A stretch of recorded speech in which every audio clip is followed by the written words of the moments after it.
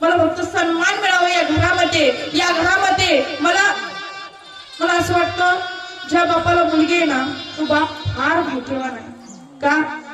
ज्यावेळेस आई नसते ना त्यावेळेस आईचं पात्र सुद्धा मुलगी रंगवत असते. ज्यावेळेस आई नसते त्यावेळेस आईचं पात्र सुद्धा मुलगी रंगवत असते.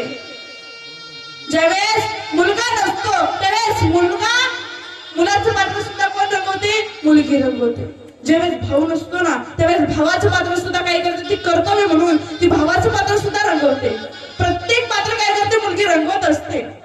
आपलं कर्तव्य, आपलं स्वतःचं कर्तव्य काय आहे ती सुद्धा रंगवत असते. अजून काय करायला पाहिजे मला सांगा ना. तिनं 18 वर्षाची पाहुणे पण सगळ्या घराला काय करते, प्रेमाने वागवते का.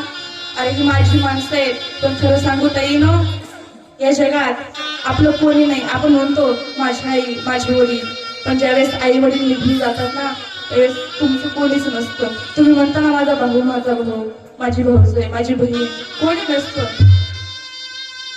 कोणी कुणाचं नसतं. आणि त्या मुलीचं काय झालं, लग्न झालं आता सगळ्यांच्या गळ्यात पडून रडू लागली, आजी आता तुला काळजी नव्हती पण आता मी चालले आहे, वडिलांची काळजी घे. आजोबांना सांगते वेळच्या वेळी गोळ्या घेतला बरं. कोण म्हणते, मुलगी म्हणते. आणि आपण तिला काय म्हणतो, तिला काय कळतं, कारती तिला काय कळतं याच्यातलं, तिला काय कळावं असं म्हणणारे कोण असतात, आपणच असतो, तुम्ही आम्ही असतो. सगळ्यांना सांगते, चुलत्याला सांगते, अहो काका माझे वडील लहान आहे तो, तुम्ही मोठे आहात थोडं तरी समजून घेत जा बरं.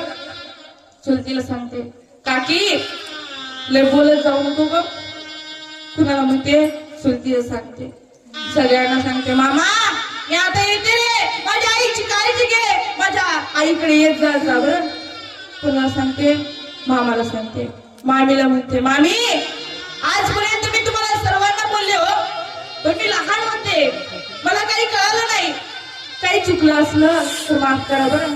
सगळ्यांना सांगते, मित्राला सांगते, वडिलांच्या, काका मामा ऐका बरं, माझे वडील फार प्रेमळ आहेत. आणि आतापर्यंत जशी तुम्ही मैत्रिणी भावली ना तशीच तुम्ही काय करा, मैत्रिणी भावा.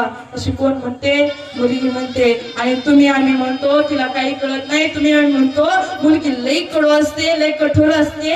अरे ती कठोर नसते, ती तिचा स्वभाव दाखवत नाही, त्या अंतःकरणापासून फार प्रेमळ असते, फार प्रेमळ असते. पण ती मुलगी ज्यावेळेस सासून निघते ना सगळ्यांच्या गळ्यात पडून रडू लागली. आईला सांगते, आई ए आई आता तू तुझी काळजी घ्यायचा.